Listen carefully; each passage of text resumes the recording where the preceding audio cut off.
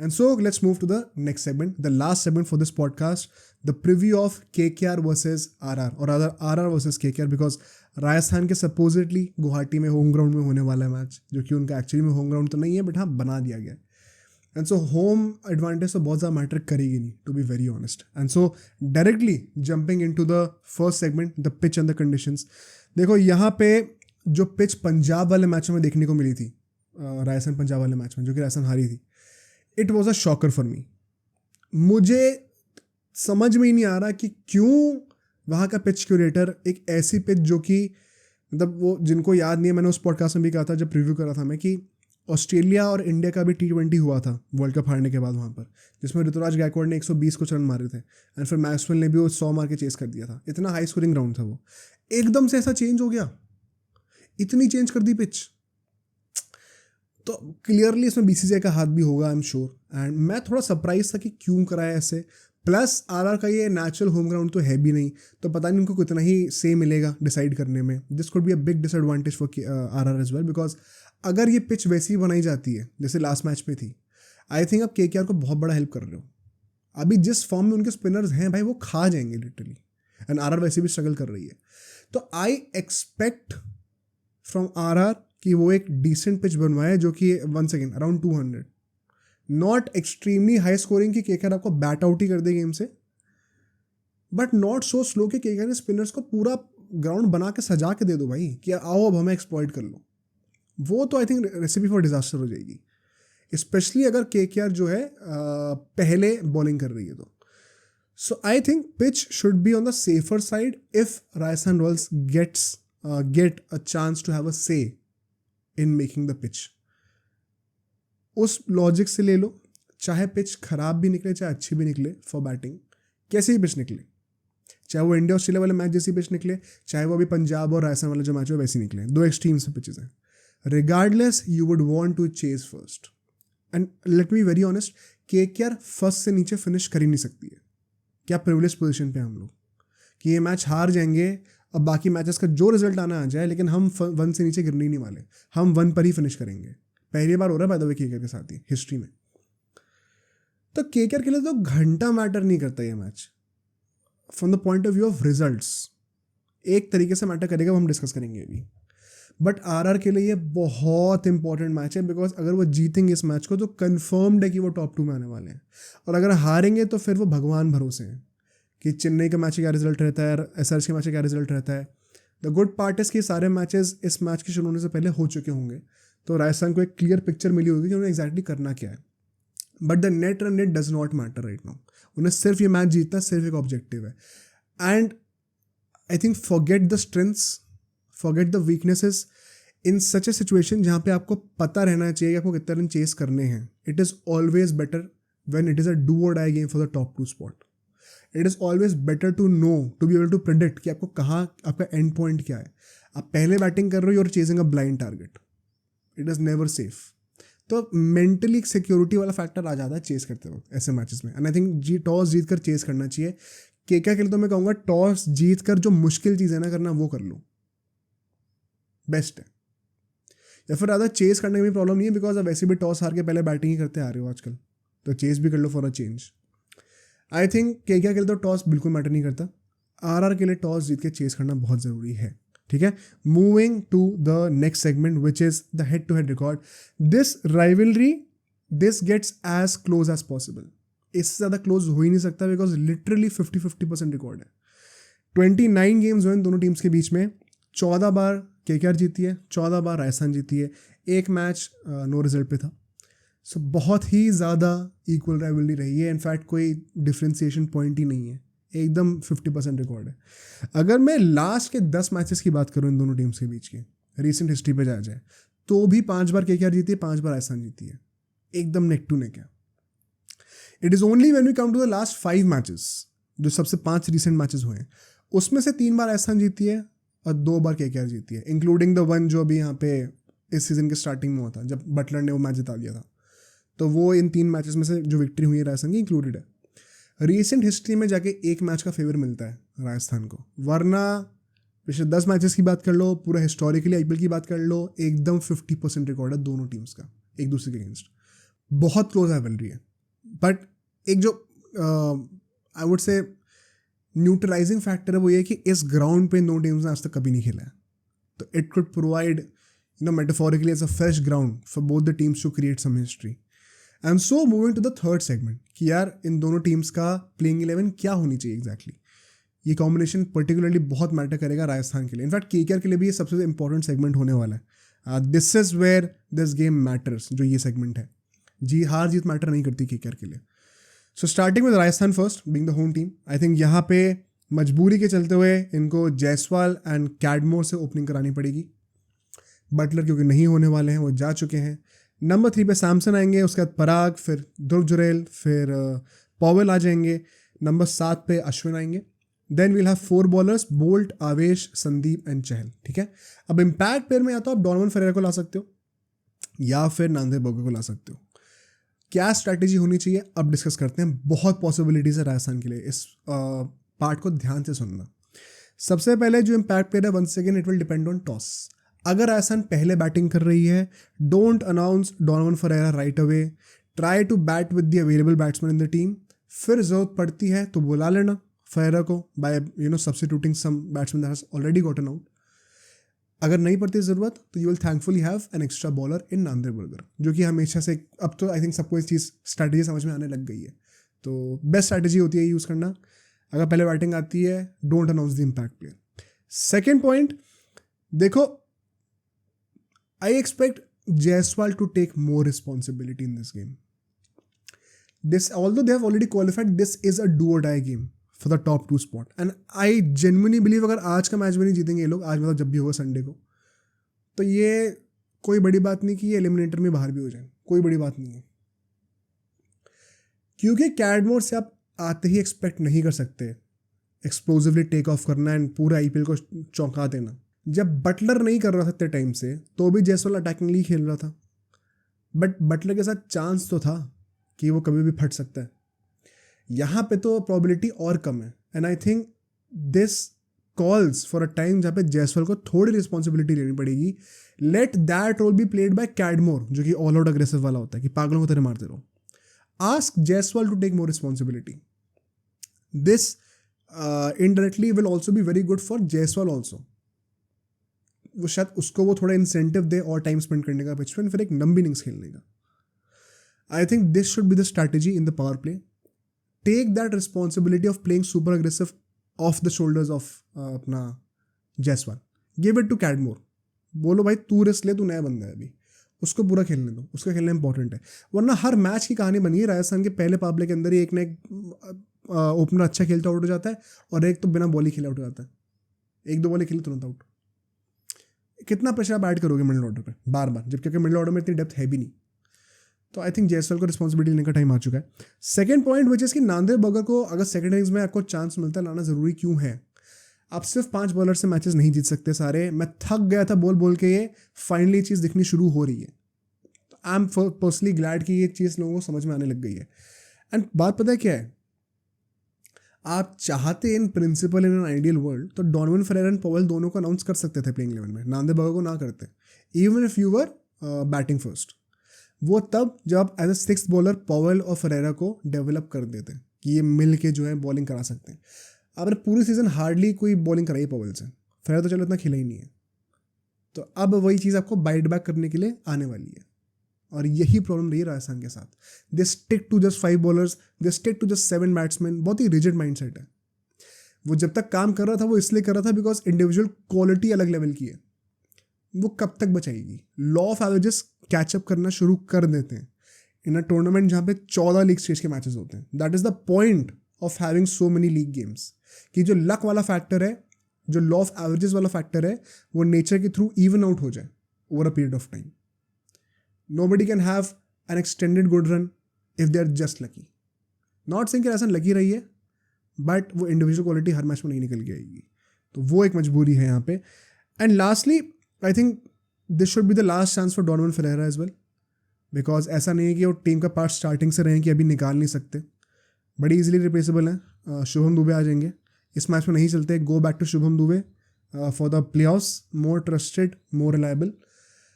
And the point is कि यहाँ पे आप चाहो तो कैडमोर की जगह सैमसन से ओपनिंग भी तो करा सकते हो, and then have Shubham, Powell and Ferreira all three in the lineup, अगर हेडमायर फिट नहीं है तो। कई लोग कहेंगे सैमसन से ओपनिंग क्या बोल रहे हो, but of course is not an opener. My point is any way he is opening in every game. Her match में तो पावर प्ले में बैटिंग आ जाती है उसकी। हार्डली कोई शायद 1 या 2 मैचेस ऐसे हैं जहाँ पे राजस्थान ने एक भी विकेट लूज नहीं करा पावर प्ले के बाद। तो क्या बुरा है if you can add more explosivity down the order, अपनी डेप्थ बढ़ाकर, at the cost of having Samson bat 1 number higher, जो कि एनीवे मतलब वो अगर दूसरे तीसरे ओवर में आता तो पहले ओवर में आ जाएगा। मत लो स्ट्राइक भाई, जैसा को स्ट्राइक लेने दो, क्या फ़र्क पड़ता है।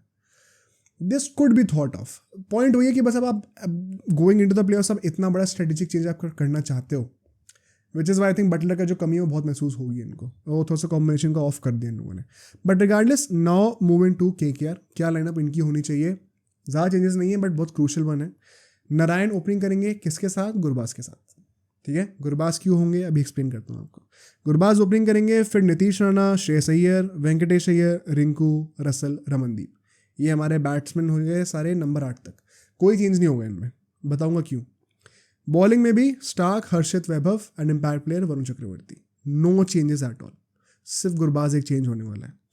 सबसे पहली बात, क्या गुरबाज को होना चाहिए टीम में? डेफिनेटली गुरबाज को ही होना चाहिए। I don't want the thought of entertaining KS Bharat as a wicket keeping option at all.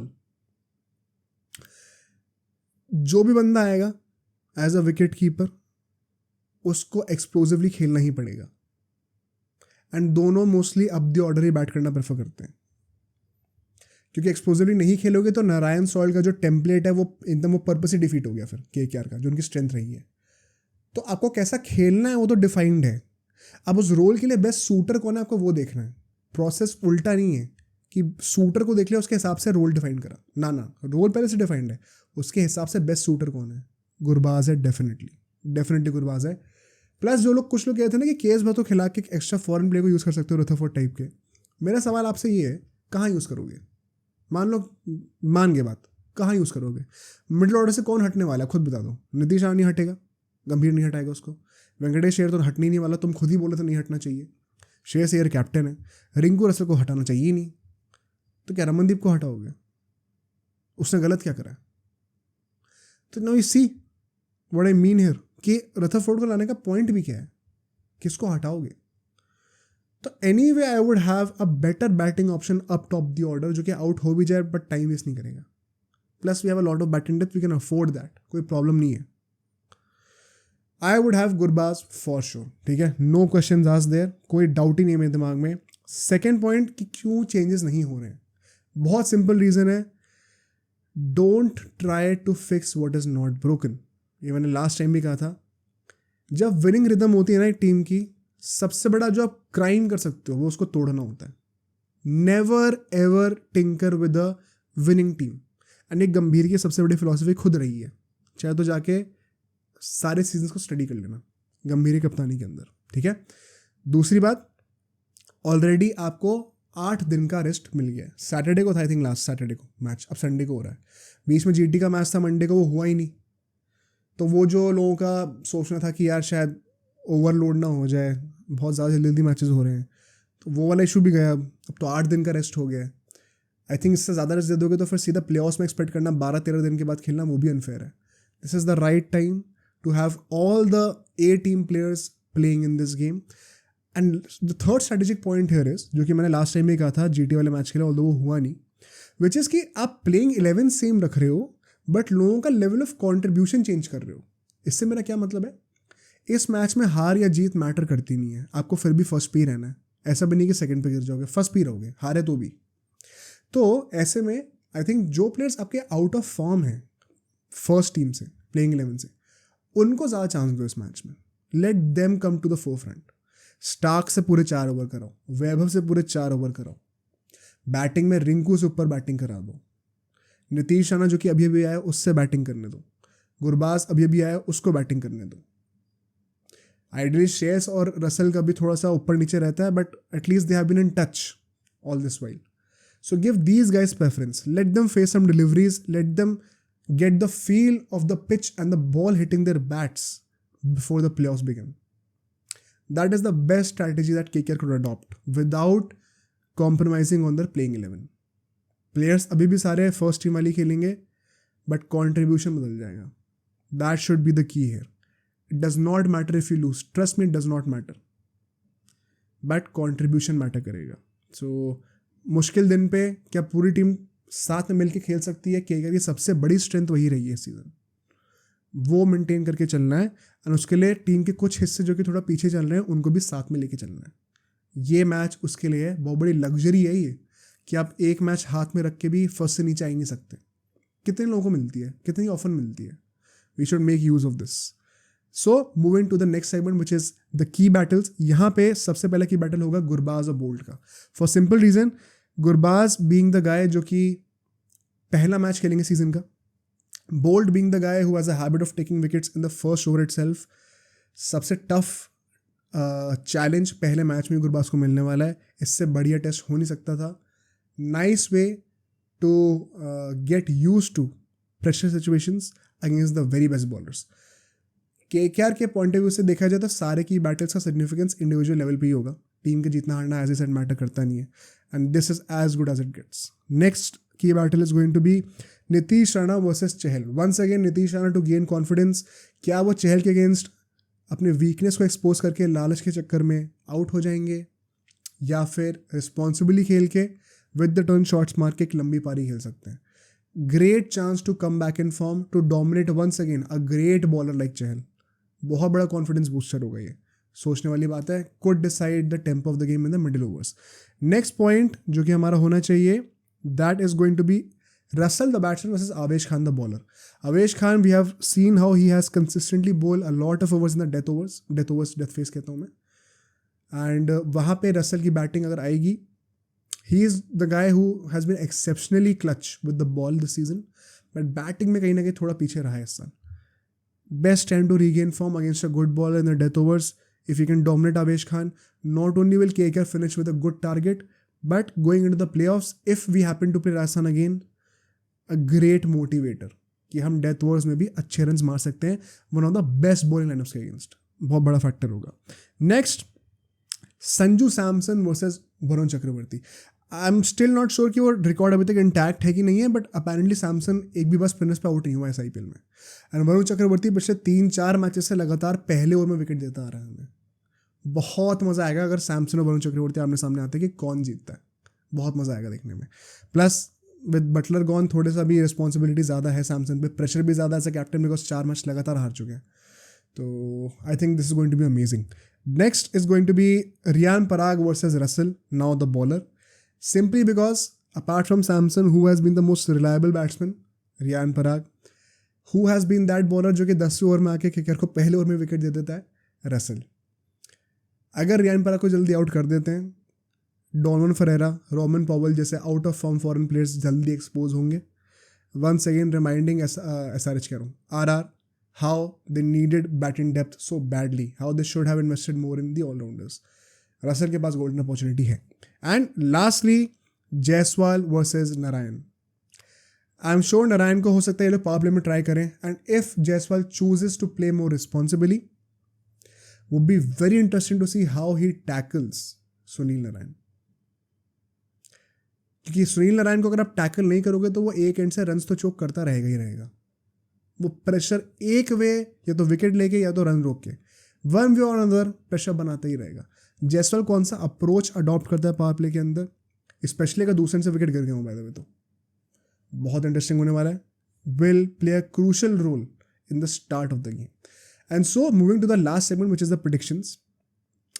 देखो logically there is no question कि KKR के पास बहुत बड़ा एडवांटेज है अभी, because there is quite frankly no pressure at all. Plus home advantage भी कहने को ही है, ये होम ग्राउंड है नहीं एक्चुअली में राजस्थान का. प्लस 4 मैचेस वो लोग हारते हुए आ रहे हैं, they are on a downfall right now. Momentum बहुत ख़राब चल रहा है. तो इन सारे फैक्टर्स को कंसिडर करते हुए KKR are the firm favourites.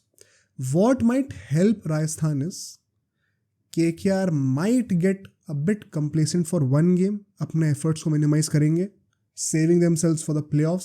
Plus, why would you want to reveal yourself with all your ace strategies against the very team that you might play in the first qualifier also? वो भी एक reason हो सकता है. ये चीज़ पता कई लोग कहेंगे बेवकूफ़ वाला रीज़न है, लेकिन ये एक्चुअली में ट्रू है.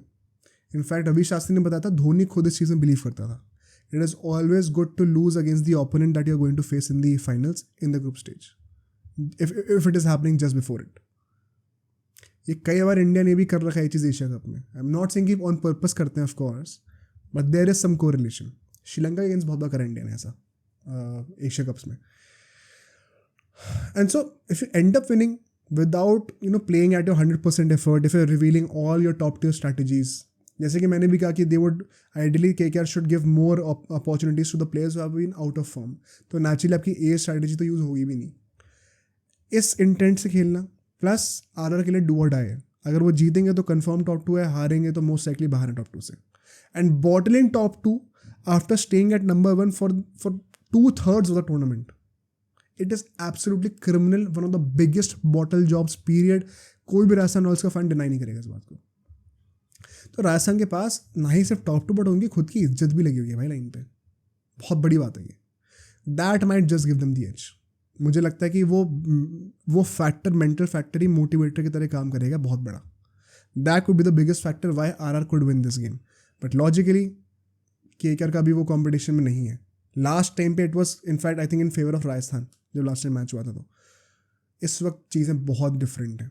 Still I feel if KKR chooses to play with that intention to give more game time to others, RR will have a great chance. And R का तो ये भाई जो चांस मिले उसको दोनों हाथ से पकड़ो, किसी तरीके से टॉप 2 में फिनिश करो, फिर वहाँ से देखा जाएगा क्या होगा.